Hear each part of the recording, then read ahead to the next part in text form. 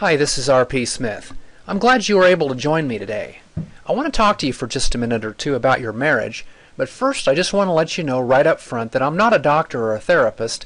I'm just a guy who was once in a really bad marriage that almost ended. And after making a bunch of mistakes that made the problem even worse, I stumbled almost by accident on an approach that not only saved my marriage from almost certain divorce, to actually having a better marriage than I'd ever even dreamed possible. Now, if your marriage is in as bad a shape right now as mine was in, you might be thinking that this sounds impossible. I don't know about you, but I found myself feeling tense and filled with anxiety pretty much all the time around my wife. It made me feel like a stranger in my own home. I was really tired of the constant fighting and the anger, and I know she had to be too. I remember laying awake a lot at night wondering if it could get any worse and really without any idea of how to turn things around. I mean, we tried everything. We tried individual counseling. We tried couples counseling. We just weren't getting any real long-term results, and I just didn't know what else to do.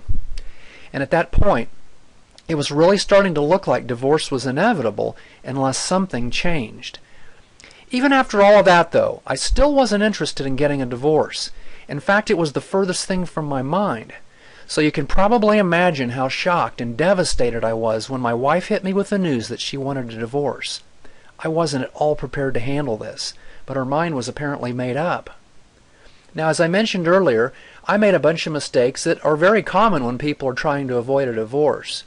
But then just when I thought divorce was inevitable, I found out about an approach that was different from anything my wife and I had heard about in counseling.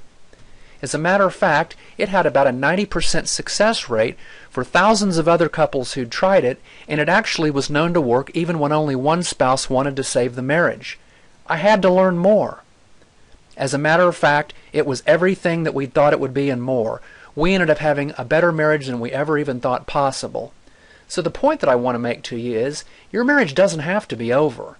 As a matter of fact, you can save your failing marriage whether your spouse is trying to save the marriage or not. So let me ask you this. Are you willing to take action? Are you willing to do what it takes to transform your marriage? If you are, I strongly encourage you to click right below this video. There's a red link that says click here. Behind that link will take you to the place that I'm talking about and give you a chance to see for yourself this powerful resource that has worked for so many couples when nothing else seemed to matter. This is R.P. Smith, thanking you very much and wishing you and your spouse all the best.